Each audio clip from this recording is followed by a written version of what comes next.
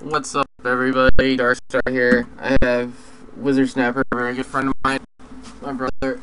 I'm gonna do a little rant today on Batman Arkham Knight being delayed, and then also with this remastered Batman games they're coming out with.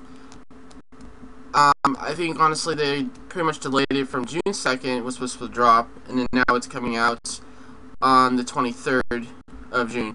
I mean, that's a few weeks, but you know what, whatever. They said basically they're going to do Batman Asylum, Arkham Asylum, and then they're remastering that, and then they're going to be doing Arkham City. But they're not going to do Arkham Origins. I think honestly that's kind of bullshit. Like, why would you not involve the third game into it, even though it was kind of like the prequel set years before Arkham Asylum?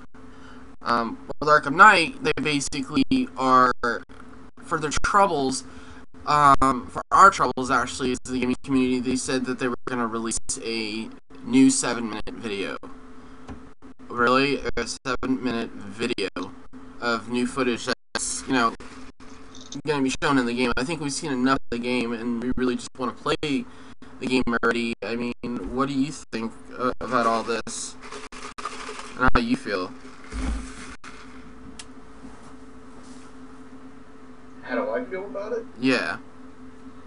Well, first off, I'd like to say that I love the whole Batman games. What is it, a saga now, or more like a quadrilogy? Because they had one. They had the technically after 3, wouldn't it be a saga? Yeah, that's true. It would be a saga. Now that they incorporate, what I don't understand is why would you want to go and drop?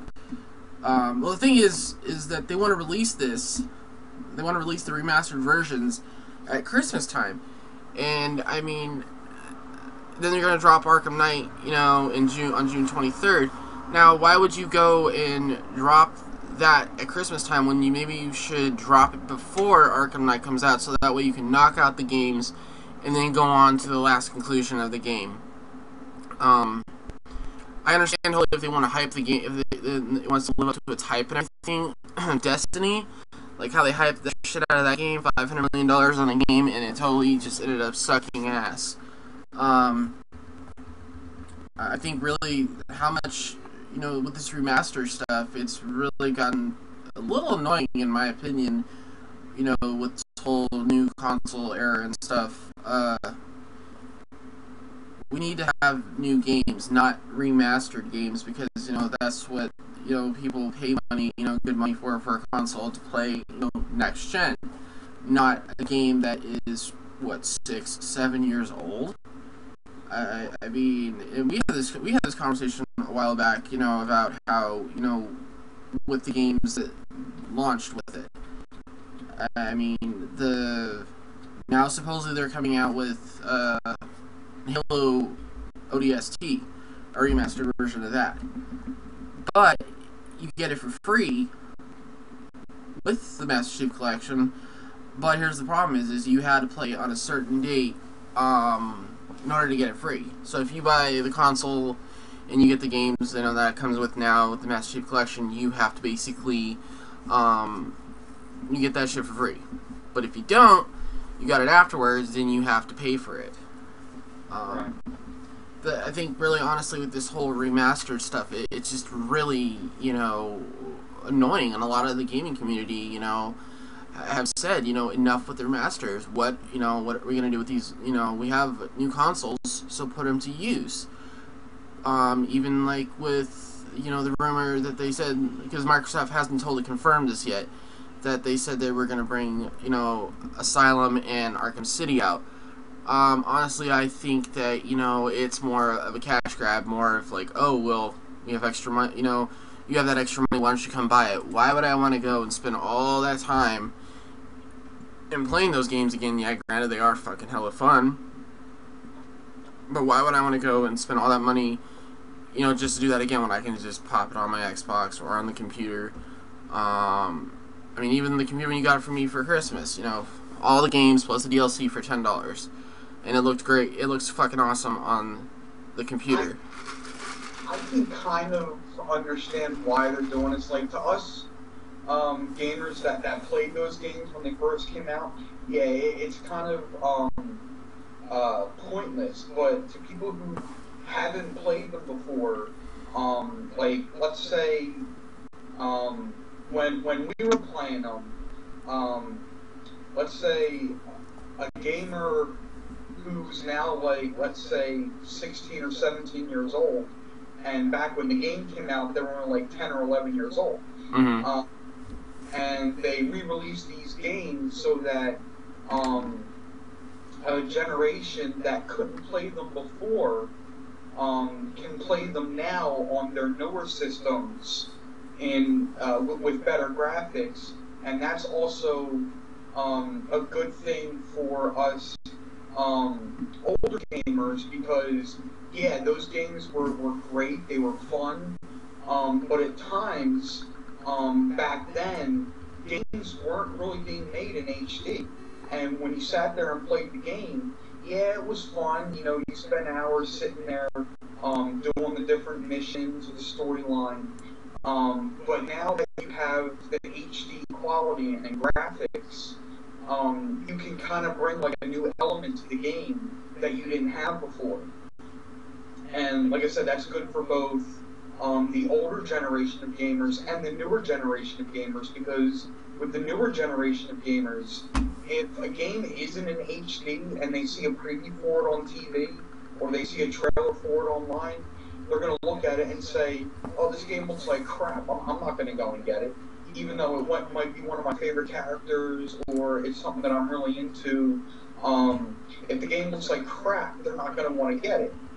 And it's a smart thing on the developers' end for re-releasing these games. Just for that point, it's for the newer generation of gamers that couldn't play these games previously. Like you had said earlier with the Halo games, how they're re-releasing them with the Master Chief Collection. Mm-hmm. Now, going back, Halo was one of the, I'm not sure if it was the original game on the original Xbox. Yeah. I'm not sure if it was Halo or if it was Forza that was the original game. But Halo is almost 10 years old, or it might be over 10 years old. And gamers that are just starting to get into gaming or have been into gaming a few years now didn't have that first Halo experience. And it's great that Microsoft released the Master Chief Collection for the Xbox One, because all these kids and teenagers are going to their parents and saying, I want this newer game console, and these games look pretty good, I saw it on TV, and their parents are going to go out and spend that money for their kids to make them happy. Yeah. I mean, we both know how bad parents are with their money when it comes to kids. Oh, God, yeah. Other things. But it's great for the newer gamers, and it's great for the company that's making these games and releasing these games, the developers, and then the console manufacturers, because they're not only selling the console, they're selling the games, and then they have the advertising for it, which helps with that. But for the older gamers, for our generation, it might not be all that appealing to us, because we've played these games before. But personally, for me, if I had the money, I'd say, yeah, I might want to go out and buy this game again just to see how it looks in HD. Because I'll admit, I love going back every once in a while and playing a game that I haven't played in a long time, because I knew that the game was fun, and I'm nostalgic that way. you know, and it's not just with games either. I'll do it with movies. I'm a great big movie buff. You ask me about just about any movie, and I can tell you about it and what the good points and bad points were about it. And I can tell you the same thing about the games. Like I remember growing up, the first console I ever had was a Nintendo Entertainment System. And the first two games I got for it was Super Mario Brothers and Ghostbusters. Oh Now, gosh, Ghostbusters those are kinda classics. Those are classics. I mean, yeah, it's true. sucked. But Ghostbusters kind of sucked because you couldn't really play the game. You were kind of stuck with what you could do. Oh yeah. But with Super Mario Brothers, that's a classic game that's never going to die. And the games that have spawned from it since then, there have been some good ones, there have been some bad ones. But the majority of it, they've been good. Like with Batman. The first Batman game that I remember playing was back on the original Nintendo, and it was a great game. Oh yeah. I remember sitting down and playing that with my sister for hours on end, just trying to get to the next level. Unfortunately, me and her never got to the end where we fought Joker, but it was fun, you know, challenging ourselves to play more. And as time went on, I saw different Batman games being released over the years, and one that sticks out in my mind was Batman Forever. I can't remember if I had it on Sega Genesis or Super Nintendo at the time, but I do remember that the game sucked. Oh yeah. That's what killed it for me with the Batman games. But then when Batman Arkham Asylum was released, I had a PlayStation 2 at the time, and I sat down, I was skeptical after seeing the previews for it, and I'm like, it looks great, but, you know, I don't know. You know, I played Batman games in the past, and one of them was really good, and another one was really bad, so I was iffy about it. But my dad was nice enough to go out and get me the game, and I played it, and I said to myself, this is really good. And I couldn't believe of the detail and the amount of gameplay it had. Even though it didn't have online gaming, it was still a pretty good campaign / story mode game, and it's a game that I'll probably never forget. And then when they released Arkham City, I went out and got that game right away because I knew that I played Arkham Asylum and it was pretty good, and I wanted to see how the story continued. Yeah, no one thought that, like, you know, even with the gaming with Asylum, you know, because the same thing, you know, with you, I was the same way. Was, you know, Batman games really sucked, except, you know, the first one on the NES, and it was really, really good. But, you know, Batman Forever, it was fun, but at the same time it sucked, like, really bad. I mean, it was just horrible, and a lot of, you know, people said, you know, when are we ever gonna get a really damn good Batman game? And when Asylum dropped, I mean, I remember playing the demo for that, and holy shit, I was blown. I was like, wow. It's everything for Batman. Yeah. You know, and that's the problem, is that, you know, I have not seen one, like Superman 64. I mean, a lot of people say that game was the worst Superman game. There's Man of Steel. There was Superman Man of Steel for Super Nintendo. That was fun.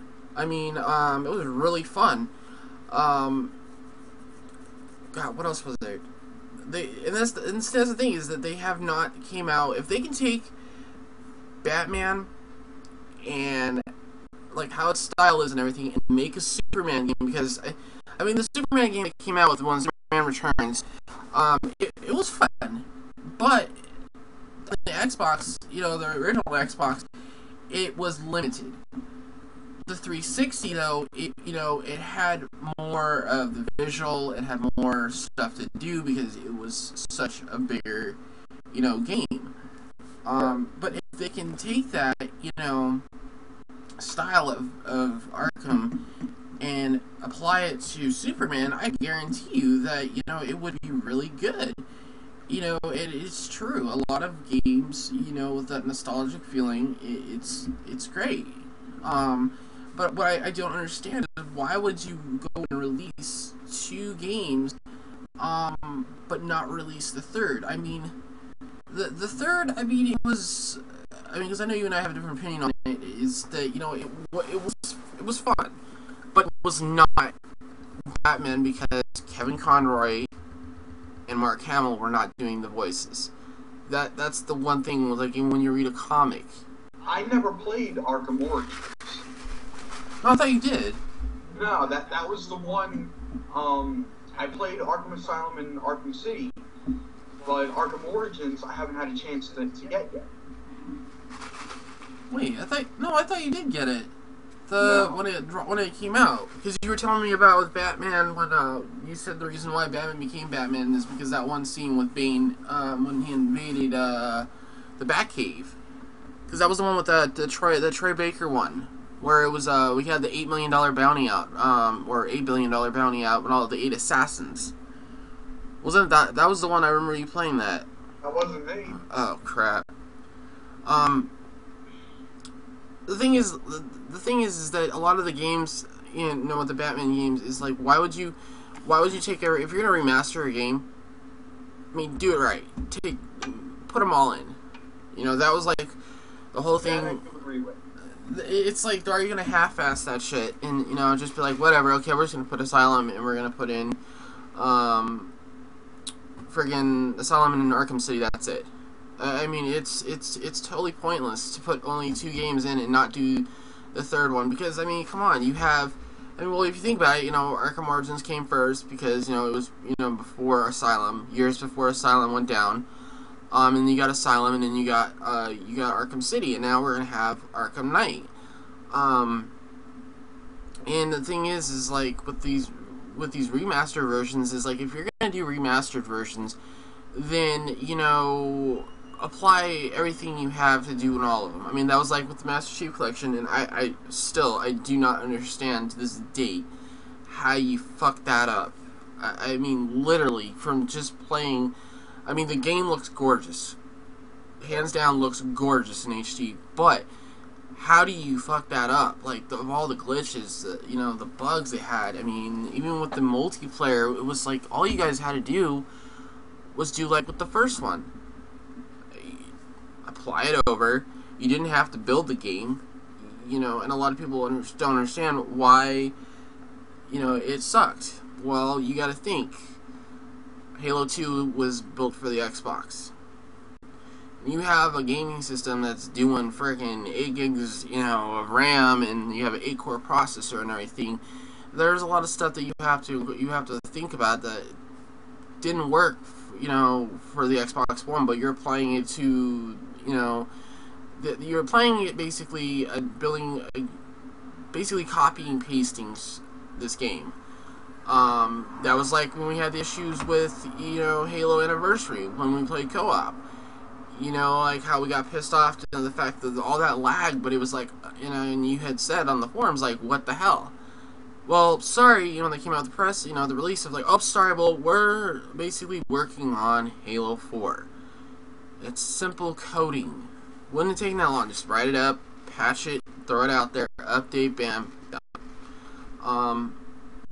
But it's just like, and that's the thing that I can't stand today with a lot of these gaming companies, with the remasters. I mean, and in gaming in itself, it's just like they basically take it, make it, throw it out there, don't even think about the fact that okay, maybe we should test this, and you wonder why, like, look at Assassin's Creed Unity. Like, it is the worst damn game. I haven't played it. I don't want to play it.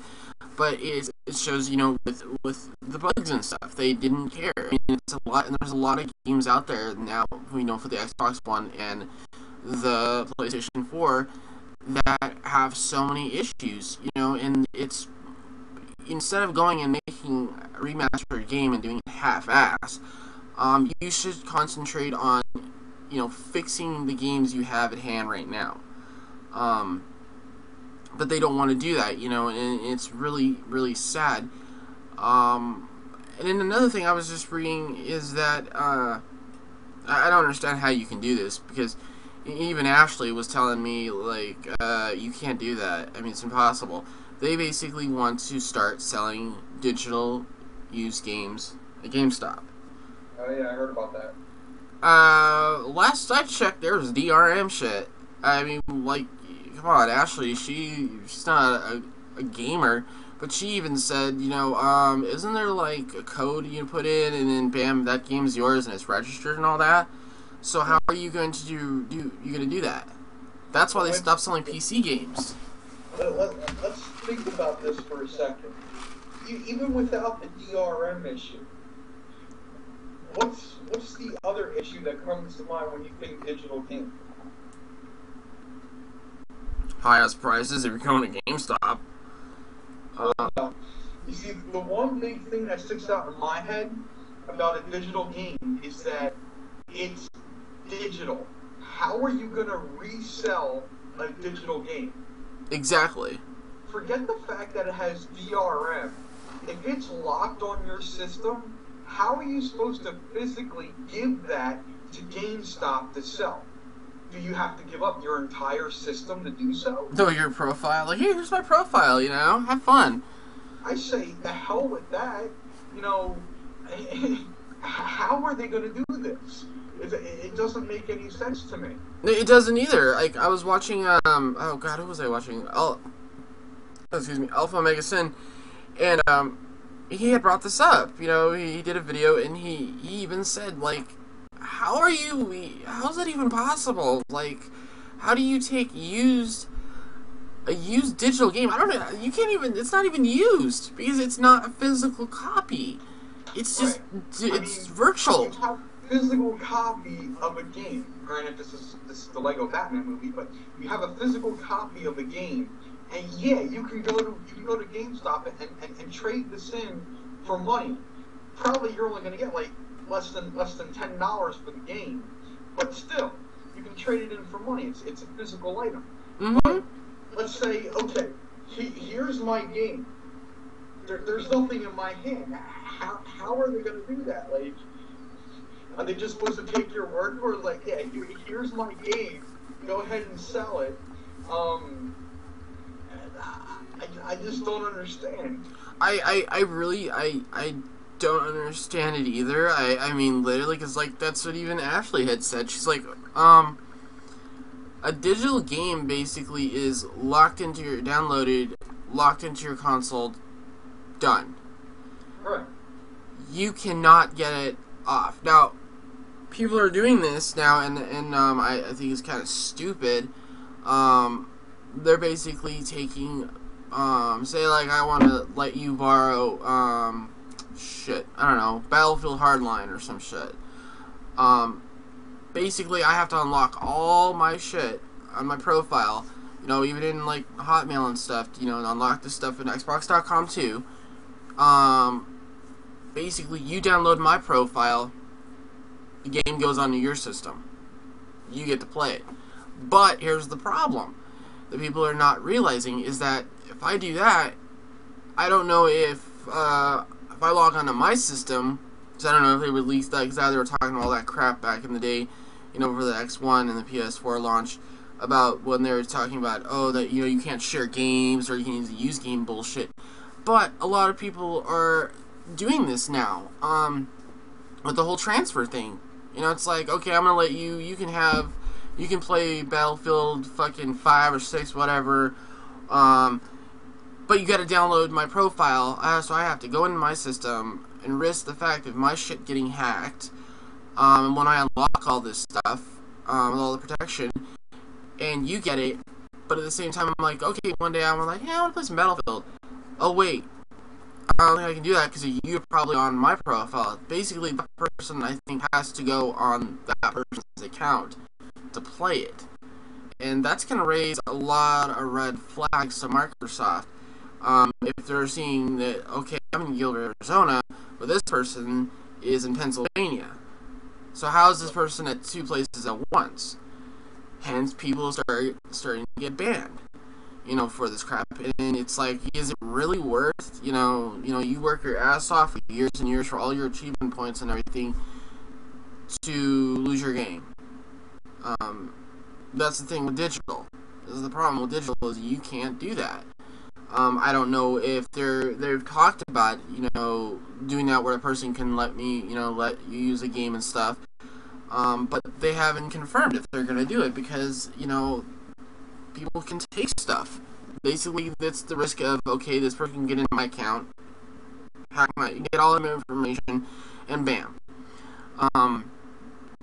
I think honestly, comes back all the way around to digital. With digital games, it's like, okay, digital's great. It's like, alright, I don't have to walk my happy ass up to freaking GameStop or Best Buy or whatever and wait in a goddamn godforsaken line and listen to stupid teeny boppers talk about games that I don't even know what the fuck they're talking about, which is entertaining in itself. When you can just basically hit your console on, download the game, done. But then there comes the fact of hardware space. Literally, the one thing that I have, there's actually two problems I have with, the Xbox One. One is the fact of the space. There's rumors that you can upgrade your hard drive, but you have to copy all the, Linux, I guess it's running off the Linux operating system or something that's doing it in the system, which I think is funny because it's Windows. It's Microsoft and Linux, two total different companies. Two is the achievements. If you're offline, you have no internet, you go to your friend's house, they don't have internet, and you're like, oh, let's play GTA or whatever. Okay, cool. I want to see what achievement I want to work on next. You can't. You have to be connected to the internet no matter what in order to view your achievements. But that saying, Oliver I was talking to him about that, a while back, and I was saying, like, dude, this is gay. I can't even look at my achievements, when my internet was down, to see what I want to work on. And he's like, yeah, they basically incorporated that in because of, the 360 days where people were basically taking, like that one program, and I think there's several other ones out there, to basically mod your file to your achievement points. Basically, you take a game, download the save file, and basically you pop all the achievements in the game. So they basically got around, they're like, okay, now screw this, because I know I got one guy in my friggin' account, on my friends list who has, I think it's impossible that you can have close to almost 200,000 points. And it's funny, is that if you look at the achievements, the dates, because it shows the date you get it, and I'm sorry, you're gonna get 500 fucking kills in one fucking day, and then you're gonna get, you gotta get 5,000 kills or whatever in a certain, in a day or so. And then that achievement pops and it shows that, on this day, say 5/1/12 or whatever. It shows basically, I'm sorry, there's no way in hell you can get those achievements, the amount of kills in one day. That's, if you work at it, maybe, I don't know, a month, 3 weeks. So, that's my problem that I have, but, it irks me that, okay, these people are out here hacking their consoles and shit. Like, is it really worth all the time? Because it transfers, I know the points transfer over. Cool. But you can't, I think it's messed up that you can't look at your achievements, but you have to be online. I mean, hello, a lot of people don't have internet out there. They buy the console. And I know, like, how they talked about that when they released that DRM shit where you had to be online 24, check-in, do this 24-hour check-in shit. They started coming out with console, they said you have to update, and it gets bypasses that. Well, now consoles now that Xbox One is coming, basically it's already done already. That's good.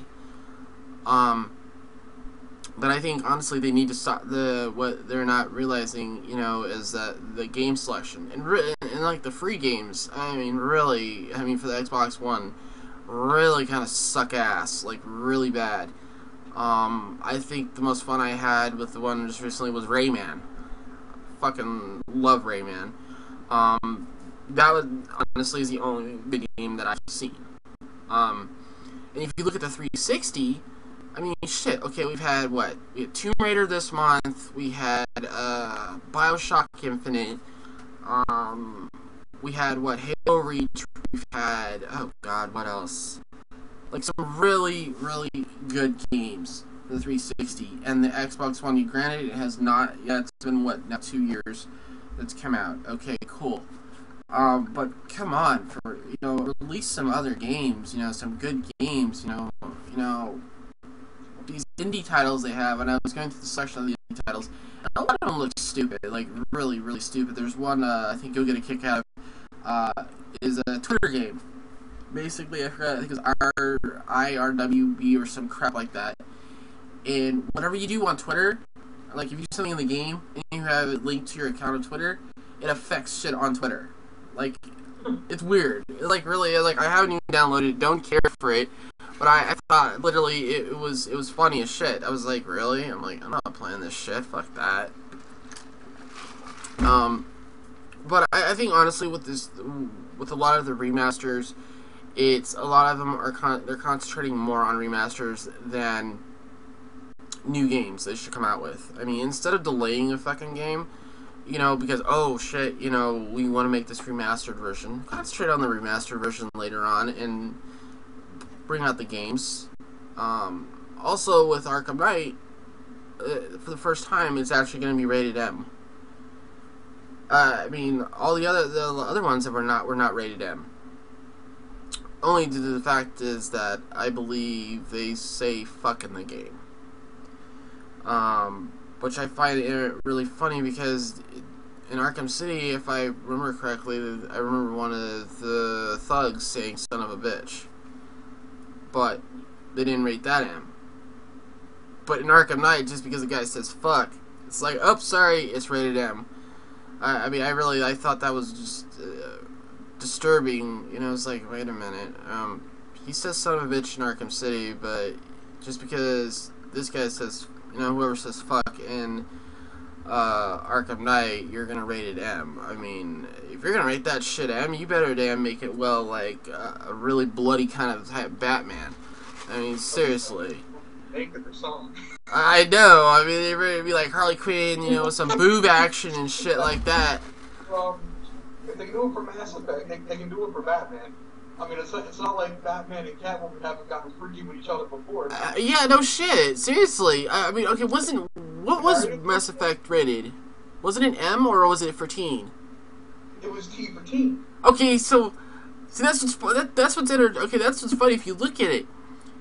That game was rated for T, but you could have friggin' full-on like gay sex and stuff. Have gay lovers and everything. Have some little nudity and stuff. But one guy says fucking Batman. Mass Effect? Wait, what? Mass Effect? What about it? The game we're talking about, Mass Effect? Yeah, because they were saying I think Mass Effect was rated mature. Okay, yeah, wait. Hold on, It's definitely rated mature. Let me look that up real quick. Because I was gonna say if that's the case, Mass Effect was rated, teen. We have all that shit going on, but we got Batman Arkham Asylum here. And they're like, oh, sorry. What is this rating? Here we go. Yeah, it was rated mature. Yeah, they were all okay. Cool. They were all rated mature. So I was gonna say that's kind of jacked up. But no, I think honestly, having these remasters and stuff, it's irritating because a lot of people want, some new games, because people do get tired of playing the same freaking game over and over. But when their one game's coming out, it's like, oh hell yeah, I can't wait. Oh, sorry, we're gonna delay this another 6 months. Granted, you know what, from June 3rd to 23rd, whatever. I mean, that's not long. But they were saying, oh, sorry, we're going to delay this till 2016, then you have a right on your hands. Because wasn't it originally supposed to come out for 2014? Arkham Knight? Because I know they did talk about them saying... It was ship holiday season 2014. Yeah, it was supposed to be like October. I know, because isn't that what... Because I know that's when every other Batman game drops, is around October. Wait, when did Asylum? I think Asylum dropped maybe in, shit. No, Asylum dropped right before Halloween, because I remember. Okay. And then Arkham City, if I remember correctly, dropped right before Thanksgiving. Arkham Origins, I believe, was right before Christmas. Yeah, that's right. I think it was like around... Yeah, it was December. I remember that was the first time it went off course a little bit, because it's been, it's always holiday season. I think honestly the whole thing with just delaying it, not the delay, but the remaster version of doing it before, around Christmas time, that's just basically, money. It's like, why wouldn't you drop that before Arkham Knight comes out so people can play it, and then go and bring out Arkham Knight so people can, are caught up and everything. Christmas time is just, I don't know how many games are coming out at Christmas time. But it's just, there's too much of a launch. Just like fucking movies. They want to bring this out, they want to bring that out. And I believe one movie got delayed because they didn't want to... What was it? Not Captain America. Yeah, it was Captain America. It was the new Captain America movie. Because they said, because we have this other movie coming out, they didn't want to freaking... for it not to be so close together. Well, what does it matter? And that's the thing with the games, is they don't want certain games to come out at a certain time. It's like, no. Just drop the game. Who gives a shit? We'll see who wins, in the race. But for the most part, the game does look... Arkham Knight does look good. The one question on my mind is, who is the Arkham Knight guy? That's the question. The guy who looks like Batman but more technological. And that's the one question that I've been, trying to figure out, is like, who is this guy who's trying to kill Batman and stuff? I know Scarecrow is, I believe, the main villain in the new one. But the question is, who is the Arkham Knight? Because I know they talked about it a while back. They wanted to introduce, Arkham, the Arkham Knight and everything. And finally, we get to drive the damn Batmobile. Like, finally. Because I've been waiting forever to drive the damn Batmobile. But wait, no, they did have you did get to drive the Batmobile in that movie, Batman Begins movie. In the game they had for the Xbox. That game was, oh shit, that was bad. The game was just really, really bad. I mean, I don't like the Christian Bale Batman movies. It took something away from Batman. Like, number one, he was the wrong person to play Batman to begin with.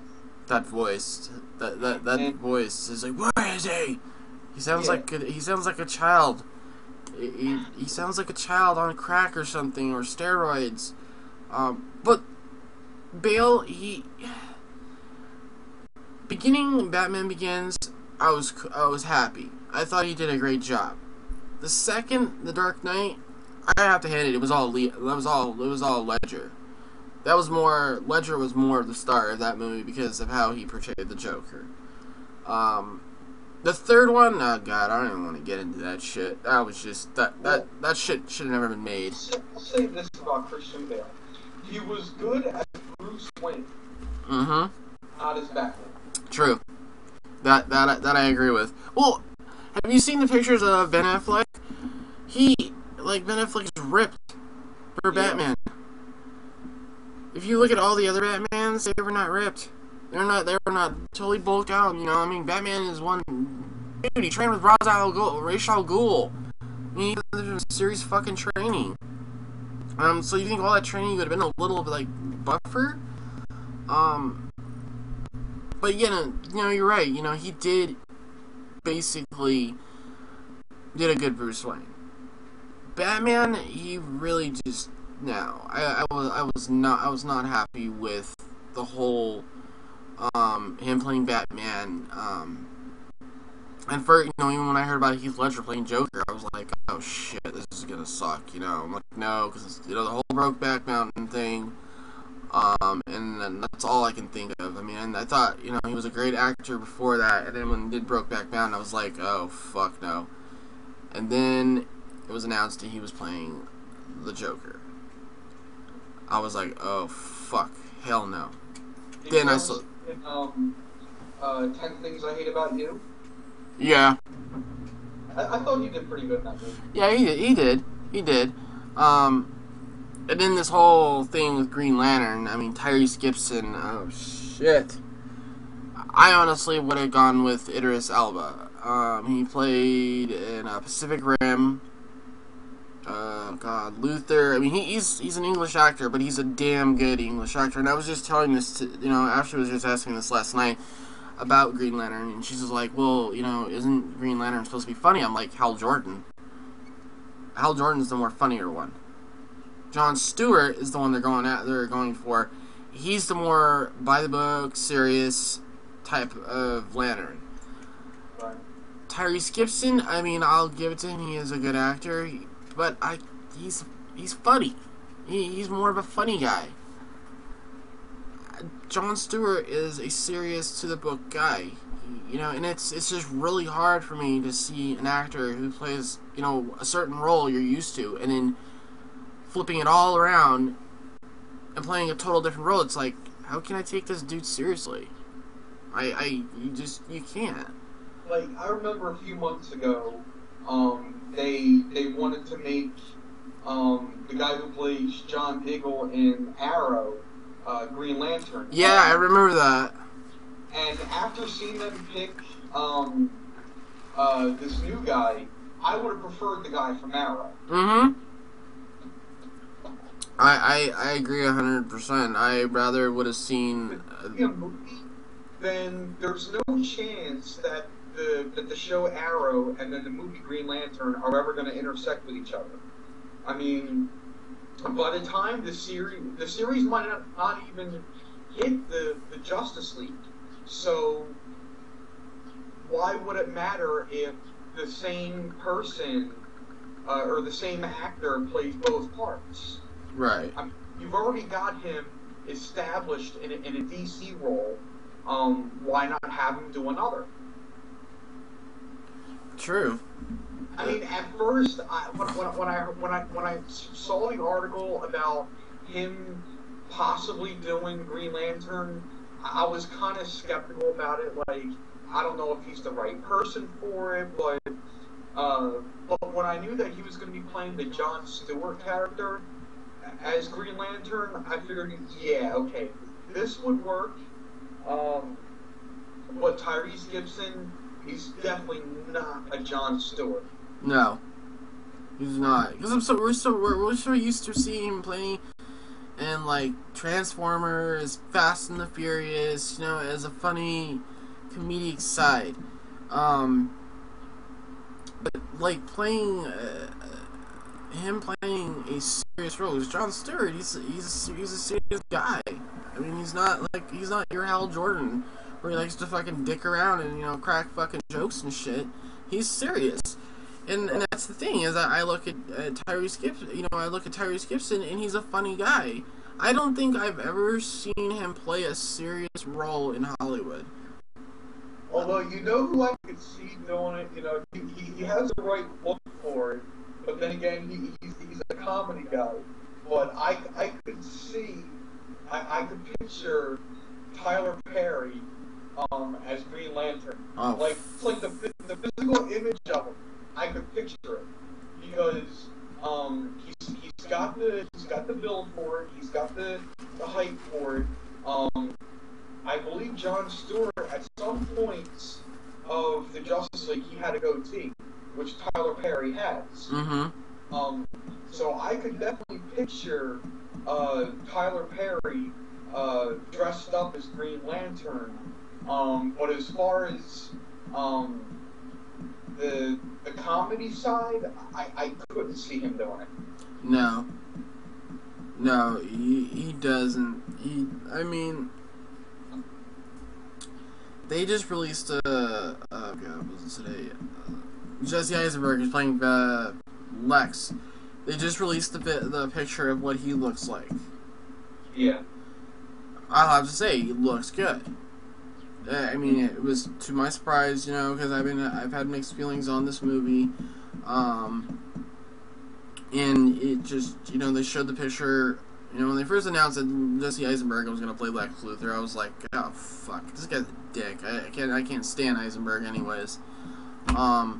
Just watching him from The Social Network, where the fuck that dumb movie was about Facebook being made and shit. I was not impressed at all. But they released a picture of what he looks like, and he actually does look good. I mean, he looks like a Lex Luthor. You know, oh god, what else? Gal Gadot, who's playing Wonder Woman, you know, in recent news was talking about how she's too fucking skinny. You know, for Wonder Woman. And I'm like, duh.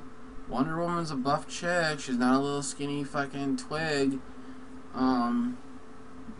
Yeah, and then I mean, honestly, like, the whole thing that I have with this Batman Dawn of Justice movie is there's just too much going on. You know, way too much shit going on in this movie. And Zack Snyder is not thinking correctly. It's like, okay, you want to do a Justice League movie? Maybe you should have did it like how Marvel did it with the phases. That's why Marvel turned out so successful with the Avengers movie and stuff, because how they built it up. Granted, they didn't do a Hawkeye movie, but there is talk that, you know, they're going to greenlight a Hawkeye movie finally. But at the same time, you know, if you're going to do, because everyone wants to see the Justice League, you know, come to, you know, the big screen in live action. Yes, I agree. From watching with Arrow, I mean, I think honestly Stephen Amell would be great for Arrow. I mean, they need to if they're gonna do a Green Arrow for the Justice League, they better damn well pick Stephen Amell, because I think if you go with anyone else, then you're just totally screwing it up. I mean, totally screwing it up.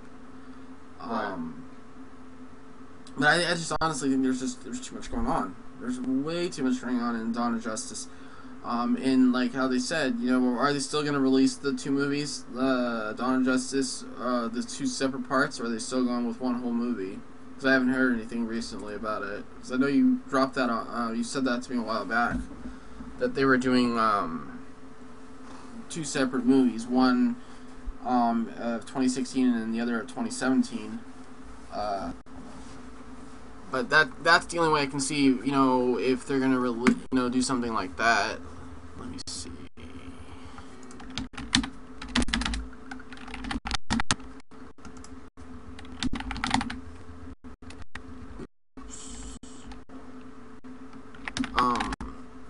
Yeah, there's a lot of stuff that they need to add.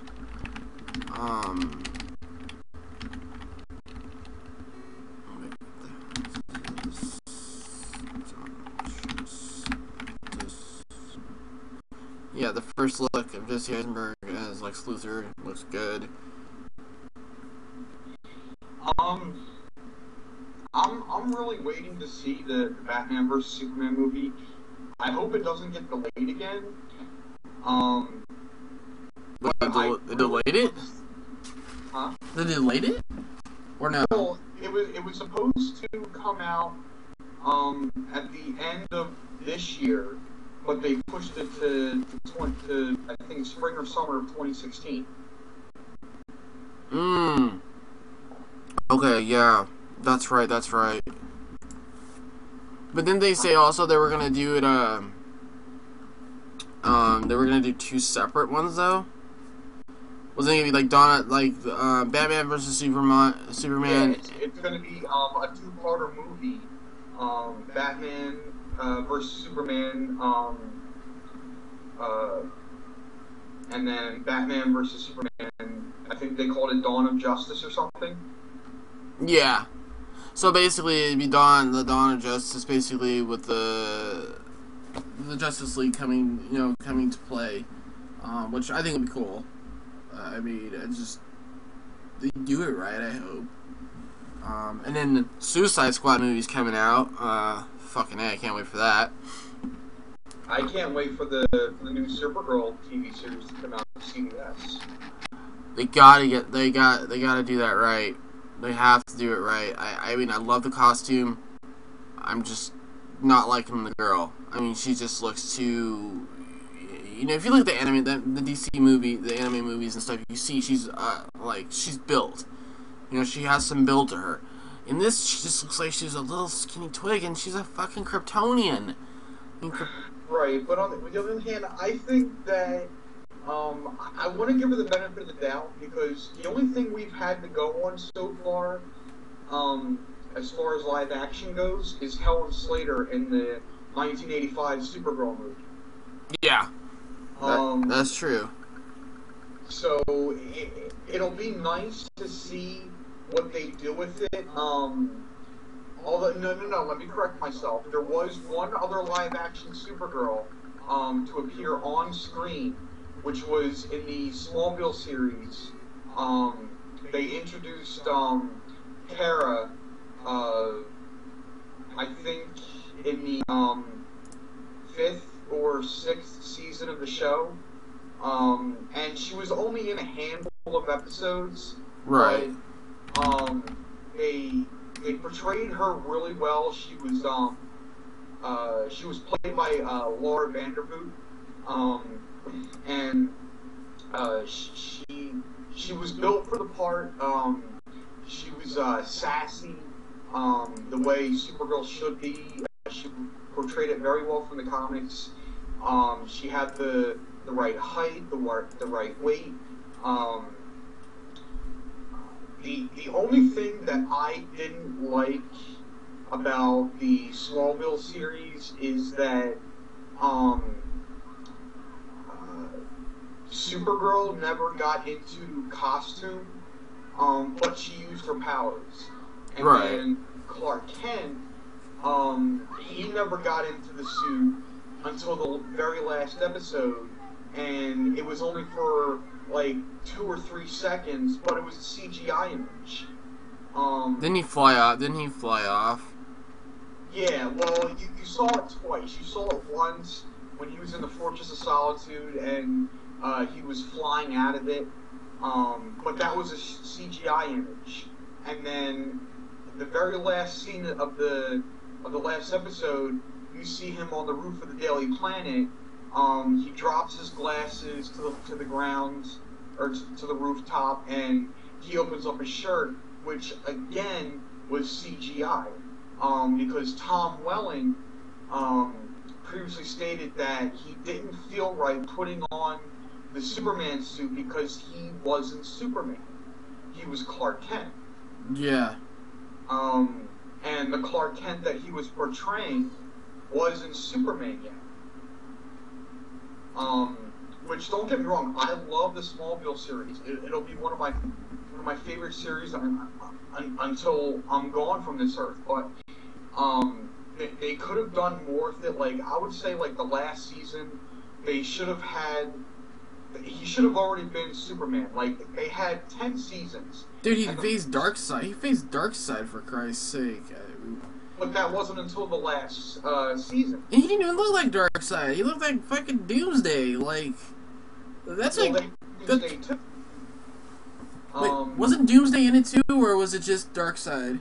No, they had Doomsday and Darkseid. Doomsday came in between like season 6 or 7, and then Darkseid or Darkseid, however you want to pronounce it, didn't come in until the last season. Okay. Which I highly recommend anybody, either if they have Netflix or if they have the money to go out and buy the series. It comes in a complete box set now. I think they just re-released it on Blu-ray a little over a year ago. it's an excellent series, and it'll always be one of my favorites. But with this Supergirl TV show, I want to give this new actress the benefit of the doubt. All we had, like I said, all we had to go on so far was Helen Slater from the original Supergirl movie and Laura Vandervoot from the Smallville TV series. Right. So there hasn't been a whole lot to go on, but I think it'll be like a fresh start for the superhero franchise. I also heard that Sci-Fi wants to pick up a new series called Krypton, and it takes place on Krypton. Oh yeah, I heard about that. And it's going to revolve around Jor-El, which is Superman's father, and how he was this great scientist and like on the council of the highest brains in Krypton, and what life was like there. I'm not sure if it got picked up by Sci-Fi or if they're filming it. I'm not sure. I haven't heard anything about it since then. But I think that DC is doing the right thing by spreading these things out more. Yeah.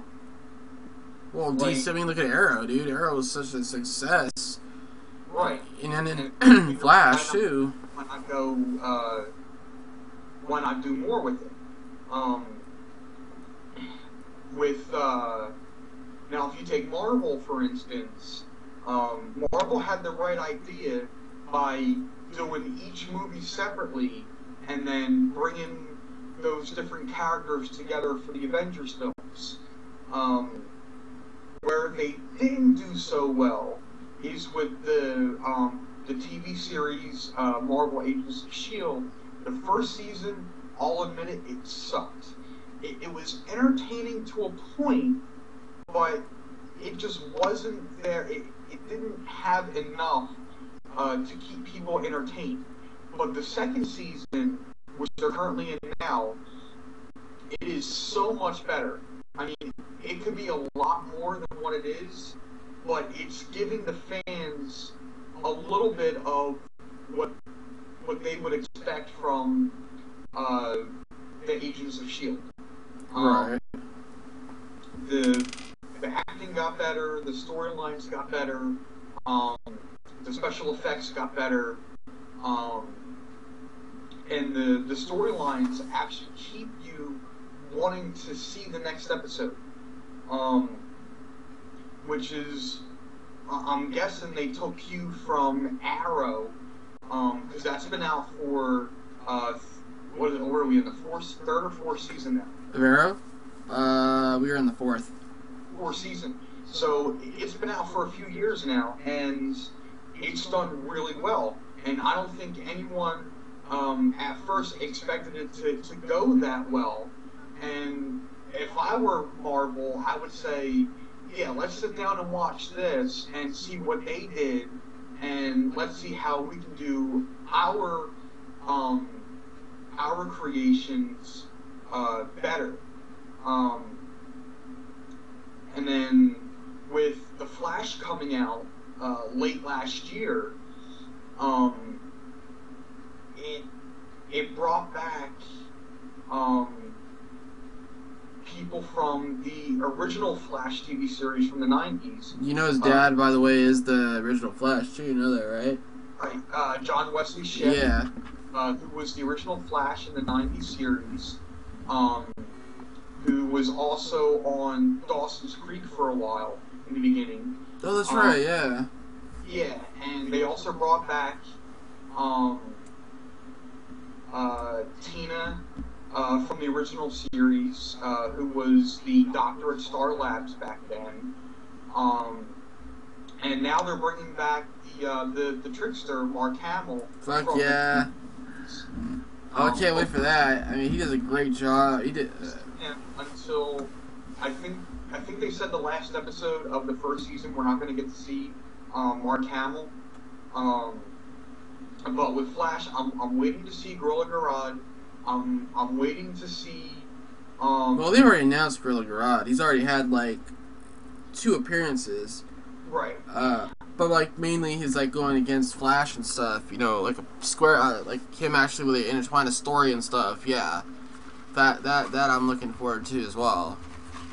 And I want to find out more about Professor Wells in the show.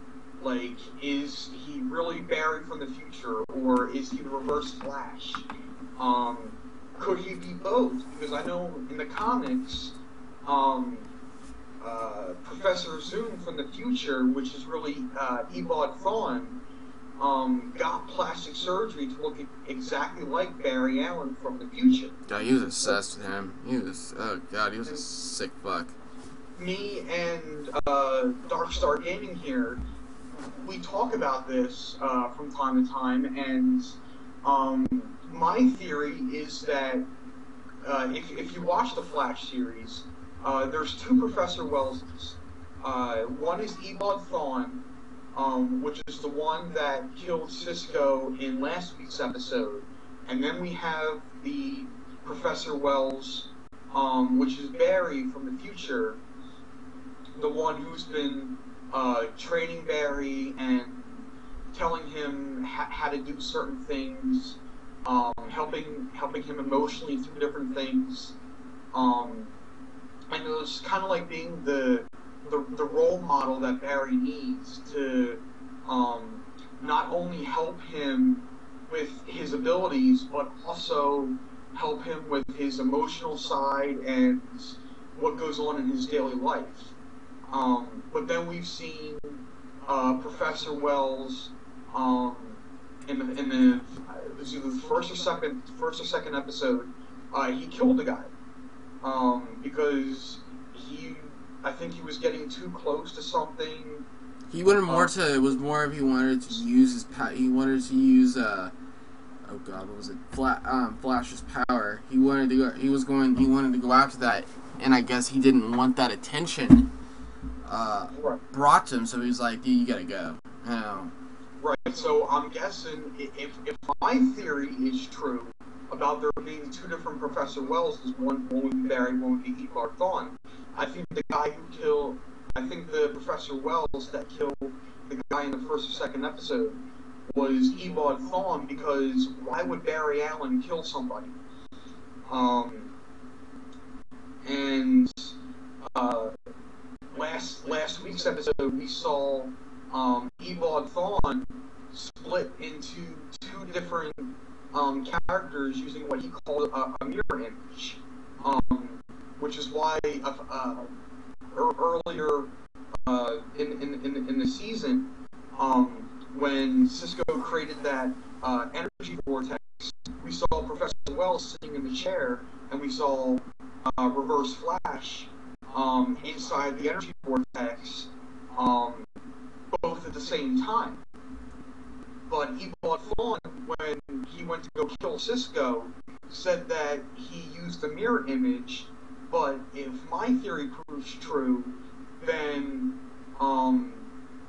the mirror image wasn't really a mirror image, and it was actually the Professor Wells Reverse Barry Flash from the future, the one that was getting beat up by the Reverse Flash. I don't know. There's just too many variables in this show right now to form a solid opinion about what's going on, because they're not giving us enough information to go on to make that assumption. But that's what I think is happening. But it's also a good thing that they're not releasing too much at one time, because then it would have ruined it. Yeah, people would kind of lose interest a little bit. Like, this is going way too fast. Like, what are they doing? Which, like I said, that's a good thing. That they're spreading it out, because they're keeping people guessing. They're keeping people on their toes. Oh yeah, it's like twist and turn. It's like, wait, what the hell? Like, right. Every episode, there's something new to go on and people to talk about. Like, have you seen this latest episode? No, I've not. I've not gotten to see it yet. I gotta check it out. I'm not gonna tell you anything about it, but in last week's episode, I know you saw that one, right? Yeah. Okay. In last week's episode, we saw Barry travel backward in time at the end of the episode. He confessed his love, and he revealed himself as the Flash to Iris. That was funny. It was like, ah, shit. In the process of stopping the big tidal wave, he went back in time, which is the Flashpoint paradox ability that the Flash one of the Flash, I don't know if it's just him that has it, but I know that the Barry Allen Flash has that ability to use the Flashpoint paradox to go back into time, which is how Professor Wells did it in the future. So Barry goes back in time, and in this latest episode from this week,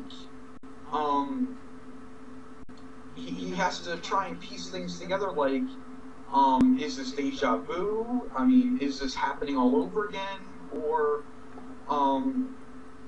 he just has so many different things to work on, and, like, since he did go back in time, and when he finds out he actually did go back in time, does he change the events that happened, or does he do something else?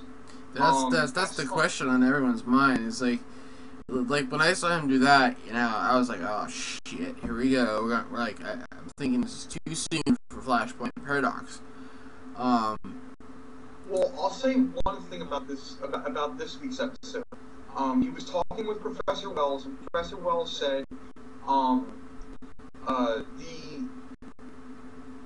the speed needed to generate that kind of phenomenon would be almost impossible to replicate for Barry right now, because he would have to duplicate the right amount of speed, the right amount of emotion, adrenaline, all that stuff that someone would be going through at that time in order to recreate that event. And he didn't think that Barry could do that again so soon. So that's the only thing that I'm going to give away from this week's episode, because Darkstar hasn't seen it yet. Oh no, I'm looking forward to seeing it. But it was a good episode. But then again, on the other hand, I think last week's episode was a little bit better. Oh, I thought last week's episode was... I think of all the episodes that I've seen, that last week's episode and the reveal of, with the whole thing with the Reverse Flash, I think are my two favorite episodes right now of this season. Because last week I was blown. I was like, okay, you ain't got no time to tell Iris to go scoot off, run off and shit. You gotta do what you gotta do. I mean, so, dude, it's either you hide your little secret or you watch millions of fucking people die. Take your pick, But yeah, I mean, I think honestly now it's, the Flash has taken me by surprise. I mean, surprise. I mean, really, really, really good. I just think, honestly, they need to have some more crossovers, though. I really want to see some more crossovers with Arrow. Yeah, they do have their own shows, but they do make a great team. I'm not watching three episodes, actually, because when him and Flash threw down, when he was under Boomerang's under the mind control of Boomerang and stuff, when he got him. So, 3 episodes. I mean, those are my favorite 3 episodes of this season. I think really, it's a great show. I mean, right. Arrow. I mean, this is the thing with Marvel is that how I look at it with Marvel is that Marvel controls the more of the movie verse. You know, they dominate in the movie. You know, with the, you know, in theaters and stuff like that. But when how I'm looking at it now, when it comes to, you know, the TV, DC actually has, you know, is controlling, because Marvel has one show, DC has two, but now coming with three is a Supergirl. Yeah, fourth with Krypton. Four with Krypton. So yeah, I mean, and that's the thing, is that a lot of people, you know, because I am a DC and I am a Marvel fan, but you know, a lot of people are complaining, you know, with the Marvel people, you know, fans are like, you know, whatever, blah blah blah, fuck DC. You know, it's like, dude, seriously, why are you getting pissed off? If you say you're a Marvel and DC fan, you wouldn't be getting pissed off. Granted, people do have a right, because, I mean, I'm kind of irritated, you know, in a way too. It's like, okay, Marvel, come on. If you can pop all these movies out, you know, then you can do what DC's doing. And I think what DC's doing is that they've actually kind of learned from Marvel when they did the phases and stuff that led up to the Avengers. So, and it's just, DC needs to bring out some more movies. And they really got to stop with the Batman movies. I mean, there's been more Batman movies than there's been a Green Lantern, Wonder Woman. I don't even think there's been a damn Wonder Woman movie. I mean, the one with Linda Carter, the TV show, that's it. Yeah, there's been no Wonder Woman movie. But one thing that I'm not happy about with Batman vs. Superman is that they're throwing too much into it at one time. Exactly. That's what a lot of people are saying. Right. I know they want to build up to the Justice League, but do it gradually, like Marvel's doing with the Marvel movies. That's what a lot of people have said too. First, and then they had some Hulk movies, but they both sucked. So they kind of just threw Hulk in there. I thought honestly they fucked up with Edward Norton when Edward Norton left. I thought he was a great Bruce Banner. He actually portrayed Banner how he's supposed to be. He's a wimp. But when he goes to the Hulk, you know, it's two different, you know, it's a total different story. Mark Ruffalo, I mean, he's a good actor, but he's not Banner or Hulk material. It's really, I mean, the Hulk thing is, you know, they need to come out with another movie. But I'm sorry, I want to see Planet Hulk come out. That's what I want to see, the Planet Hulk and World War Hulk when he comes back from Sakaar and he just fucking decimates the damn entire superhero squad. You know, it's just even with, like, back to, like, with Batman, there are just too many Batman movies. I mean, there's way more other characters out there, you know, that people want to see. And I was reading this just not too long ago, that people were saying, you know, why is it that we always have this Batman movies? You know, what about Superman? He got, okay, what, one movie finally, like, we came out in 2006, which I really was not impressed with. And then, what, 7, 8, 9, 10, 11, 12, 13. So yeah, 7 years later, you know, another Superman movie comes out. And, you know, we've had the Batman trilogy, we've had the Batman, Nolan Batmans. You know, but what about, like, Aquaman? What about, you know, I mean, we also have Green Lantern. But what about, you know, a Superboy, you know, movie, or a Flash movie? I mean, there's a lot of characters out there that are not concentrating on, and it's always, and this is what it comes back to, is a lot of people say that Batman is overrated now. He really has gone to the point where the DC's taken Batman and, like, milked the shit out of him. And it's like, dude, Batman, yes, he is the fucking world's greatest detective. He is a fucking badass, okay? But you gotta give some, like, share the damn friggin' wealth with other DC characters, you know? Not just Batman alone. Because, I mean, come on. I mean, now we're gonna come out with the Suicide Squad movie. I really just can't believe they're picking Will Smith to play Deadshot. I really just can't believe that shit. But, you know, it's just really, it's irritating when you look at Marvel And then you look at DC and you see Marvel, you know, is kicking ass. Yes, DC's kicking ass, but the movie department, they're sucking ass. I mean, really sucking ass. I mean, when Batman vs. Superman comes out, okay, and if it sucks fucking ass, it's gonna suck really bad, because that was just, what, 3 years of down the toilet. Because they took too many characters, you know, and like when I was reading this, like, oh, Doomsday's gonna be in it, fucking, who is it, Cyborg's gonna be in there, just throwing everybody in this shit. It's like, dude, no, it's Batman versus Superman, not Batman versus the Justice League or and Friends. I mean, do it right, you know, like how Marvel did it, and then, you know, make the movie. I mean, because everyone's been saying, like, you're adding too much, you're throwing too much onto the fire, and you're getting it out of control, building it too big, getting it out of control, and then it's gonna just poof, go out, because people are gonna be pissed off about it. I mean, that's how I look at it. I mean, it's you know, Zack Snyder, okay, he is an awesome director, yes.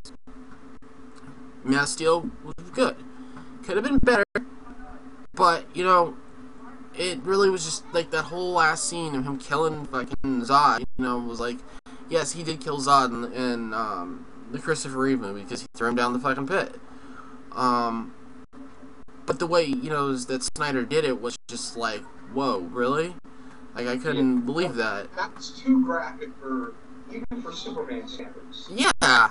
I mean, dude, I mean, yeah, Superman's killed some people, I mean, some aliens and shit like that in the comics and stuff, but, I mean, you're taking a live movie, you know, and you're redoing, the Man of Steel, and you go and you're like, okay, we're just gonna snap his fucking neck, screw it. That was like, I mean, I was like literally in shock when I saw that shit. I was like, what did I just see?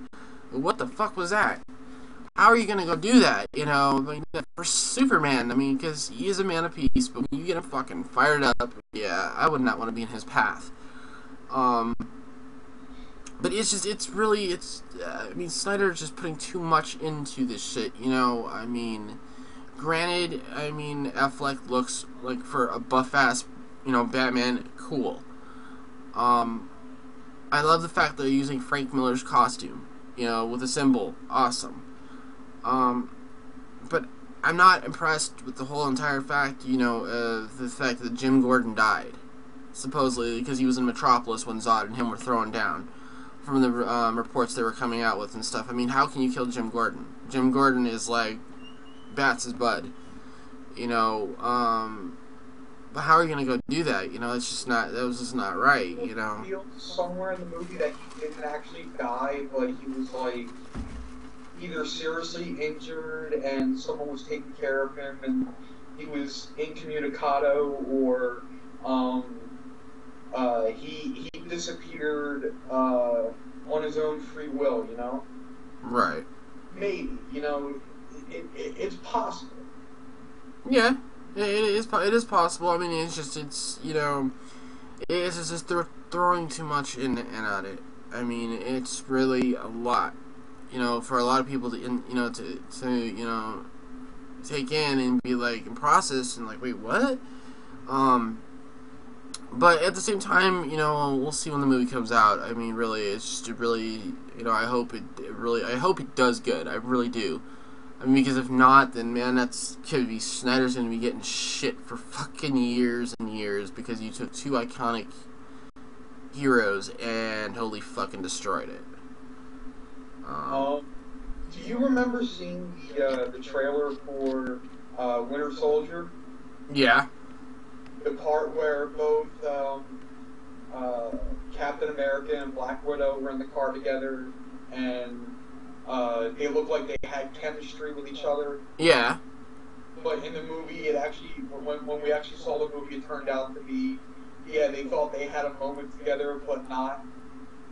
Yeah, I remember that. In the Ultron trailer, we see Black Widow and Hulk make out. I mean, seriously, make out, and I literally don't know about that. I really don't know how the hell that's possible. Okay, I can understand Captain America. You know, he's You know, he might be strong and everything, but at least he knows how to control his abilities. Exactly. Hulk, on the other hand, you know, with how rough she is, I cannot see that going well if they wound up in bed together. No, oh no, that would just be, oh fuck that shit. No, hell no, that would not turn out pretty. I don't get that. Like, why is like Black Widow and Hulk getting together? She's got to be out of her mind or something. I don't know if it's maybe Scarlet Witch has her under control, you know, or some shit. But I mean, even Ashley saw the trailer. She was like, "Huh?" She's like, "Isn't Hulk and Betty Ross like in love with each other?" But that, you know, that also goes into the factor of when he got jettisoned, the Illuminati, you know, Avengers jettisoned out the space to Sakaar and everything, and he fell in love with Kyra. But, you know, Widow and Captain America have a kid together. So, this is what I'm not understanding, is, like, how can you sit there and take this and, you know, just make it Hulk and Widow? Like, that doesn't make no sense. But, you know, hey, whatever. I mean, it's just, as long as it doesn't end up to the end where they're like, no, we're getting fucking married and shit, I don't give a fuck, you know? But, I mean, it's just, I think it's a little off, you know, because I remember I read the comic, the Age of Ultron comic, they never got together, you know, so it really, I'm just waiting to see the movie and to see how it goes. I mean, it's gonna be awesome, but I swear to God, if those two fucking end up getting together in the end, I'm gonna be pissed. It's like, dude, no, that's not how it is. So, alright, well, everybody, you know, good talking with you. Keep up with the news, subscribe, and we will talk to you soon.